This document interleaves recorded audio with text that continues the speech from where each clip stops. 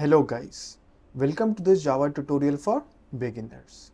In our today's video, we will continue our discussion with the enums in Java. So without wasting time, let's get started. Now, one thing you must know about enums in Java is that your enum is a special kind of class. So apart from your enumeration constant, you can have your constructors, your variables and your methods. Next thing that you need to know about your enums is that your constructor needs to be private. So in your enum, the constructor needs to be private. So if you make it default or public, then you will get the compilation error. Next thing that you need to know about enums is that if you ask for the any enum value, then Java constructs all the enum values.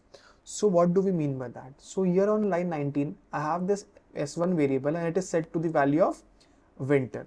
But when I run the program, you can see that this statement will be printed 4 times because Java will construct all the 4 values. So let me run this program and we shall verify the output. Now let me compile the program and let me run it.